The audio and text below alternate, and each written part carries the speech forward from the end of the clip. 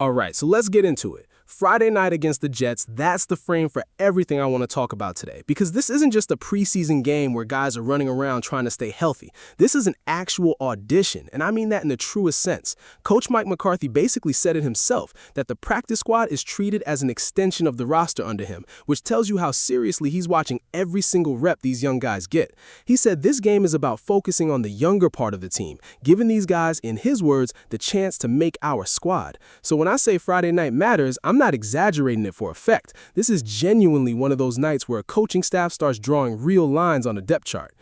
Hello, Steelers fans. If you're new to the channel, go ahead and hit that subscribe button. And the guy I want to start with is Caleb Johnson. Now, I got to be honest with you. When I look at his numbers so far, it's not exactly jumping off the page. Third-round pick in the 2025 draft, played in 10 games as a rookie, but only walked away with 28 carries for 69 yards on the ground, plus one catch for 9 yards. His best outing came in Week 11 against the Bengals, 5 carries for 15 yards, which, look, that's solid, but it's not the kind of workload that tells you what a guy can really do. He did chip in on kickoff returns too, 8 of them for 190 yards, a 23.8-yard average, so there's some juice there, but he finished the season inactive for the final 3 games, and then in the preseason opener against the Packers, he got 2 carries for 3 yards. 2 carries, that's it. So here's the thing, when Caleb Johnson talks about his mindset right now, you can tell he's not sitting around feeling sorry for himself. He said when he's on the sideline during games, he's locked in mentally, understanding the play call, making sure he's ready so when his time comes, he's ready to go. And he said any opportunity given to him, he's taking full advantage of it. Even Coach McCarthy kind of poked fun at the situation, saying if the guy calling the plays would call more run plays, that would help Johnson out. But then he got serious and said Johnson's going to play Friday night and that they want to focus on the younger part of the team. So this isn't just Johnson hoping for touches. This is McCarthy basically telling you touches are coming. And when Johnson describes what it means to just be him, he said, and I'm quoting this because it's honestly a great line, "Shoot, a beast, play as Caleb. I'm about to go out and play like Caleb on Friday." That's a guy who knows exactly what this game means for him. Now, that leads right into the bigger picture here, because this isn't just about one running back proving something. This is about what Coach McCarthy is actually looking for out of these young players across the board. And I think the biggest thing you can pull from everything he said this camp is that he wants to see guys who are comfortable, guys who are detailed, and guys who are trustworthy enough that the coaching staff doesn't have to think twice about putting them out there. Johnson talked about this exact thing, saying he's getting more comfortable in the offense every single day, picking up little things, becoming more reliable so that coaches trust him. That word, trust, that's the whole ball game here. McCarthy isn't just watching for flashes of talent. He's watching for guys who show him they belong on the field when it actually matters. And nowhere is that more obvious than with Drew Aller. I mean, if you've followed anything out of camp this summer, you know the phrase that keeps coming up every single time a Steelers quarterback talks, and that's McCarthy's quarterback school. It's this hands-on, heavily filmed, detail-obsessed teaching approach that McCarthy's been running his whole coaching career, and it clearly worked wonders on guys like Aaron Rodgers before, and now it's Aller's turn to benefit from it. Aller talked about how it started back at rookie minicamp, going through drills, building a fundamental base, and then carrying that over through OTAs and into training camp with Coach Tom Arth, Coach McCarthy, and Coach Brian Angelicchio. What really stands out to me, honestly, is how involved McCarthy actually is in this process. Aller said the head coach is in probably 90% of their quarterback meetings, and whenever he's free, he's right there with them. And it's not just talk either, because everything gets filmed every single day, and it's not something that just gets put to the side. It's emphasized constantly in those meetings.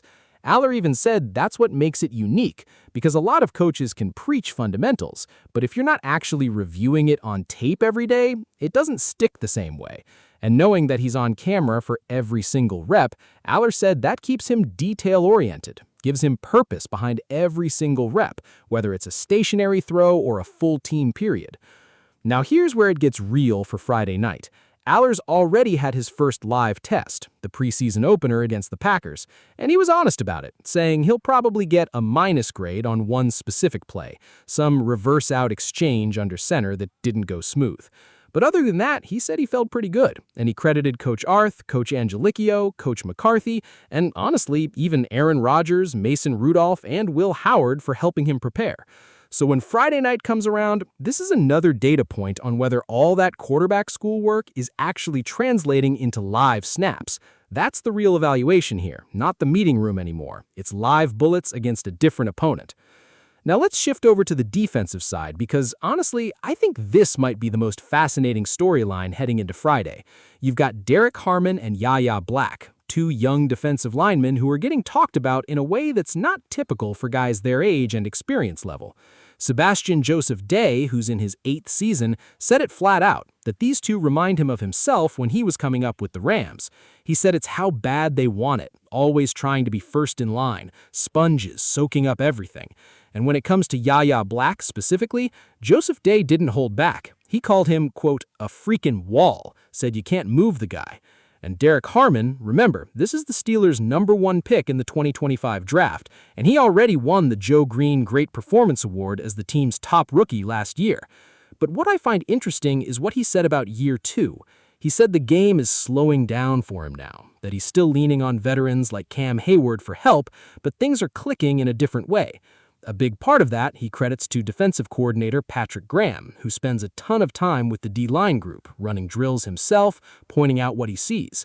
Harmon said what he loves about Graham is that he'll tell you what you did well, and he'll tell you what you did bad, too. He doesn't run from it. So when you put Harmon and Black together, two young guys getting this level of praise from veterans and coaches, it does make you wonder how that room actually sorts itself out once final roster cuts come around. Because praise in August is one thing, but production against outside competition, that's what actually locks a spot. Now, I can't talk about this defense without bringing up Elandon Roberts, because his situation is honestly a little different from everybody else on this list. He wasn't drafted, he wasn't fighting for a roster spot from OTAs, he signed a 1-year deal just before the first preseason game. But here's the thing, he's not walking into unfamiliar territory. He spent 2 seasons with the Steelers back in 2023 and 2024, and last year he played under Patrick Graham with the Raiders, so he already knows this new defensive coordinator's system inside and out. Graham had nothing but good things to say about him too, calling him a pleasure to be around, saying he knows how to talk football, that he was brought up the right way in terms of how he sees the linebacker position, almost like an extension of the coordinator out on the field.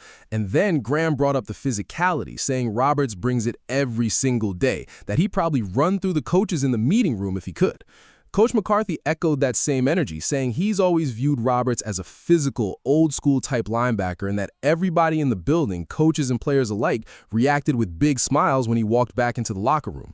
So what Roberts really shows you is that it's not always about being the flashiest young guy in camp. Sometimes it's about experience, physicality, and being a guy a coordinator already trusts to execute the scheme correctly. That's a different kind of value than what Johnson or Aller or Harmon and Black bring, but it matters just as much when a coaching staff is finalizing a roster. And that ties into something bigger going on with this whole team, which is just how different this camp feels under Coach McCarthy compared to before. Guys have noticed the small stuff, like the bullhorn reminders of down, distance, and time during drills. And Pat Freiermuth talked about how that keeps everybody on the same page, understanding the situation, because in a real game, someone might have to sub in for that last play and needs to know exactly what's going on. Freiermuth also pointed out this is the first time in his career he's had an offensive-minded head coach actually installing the plays himself, calling the plays himself. He said it's different, but it's cool, getting that direct interaction with McCarthy on what the offense wants to do. So when you put all of that together, the increased attention to detail, the way practices are structured to evaluate everyone and not just the starters, the emphasis on situational awareness, it's clear McCarthy's system isn't just about scheme, it's about building habits that show up specifically in these preseason evaluation windows, which brings it right back to Friday night. So who actually plays their way onto this roster Friday night? I think Caleb Johnson needs touches and needs to do something with them, simple as that. I think Drew Aller needs to show that quarterback school translates cleanly into a live setting without that one shaky rep from Green Bay repeating itself. And I think the defensive line, with Derek Harmon and Yaya Black both drawing this level of praise, that's a room that's about to get a lot more competitive, especially with a guy like Elandon Roberts adding experience and physicality into that mix. Friday night's going to answer a lot of these questions, and I'll be watching every single snap of it. That's what I've got for you today, Steelers fans. Drop your thoughts in the comments. Let me know who you think plays their way onto this roster Friday night. If you enjoyed this breakdown, smash that like button, and I'll catch you in the next one.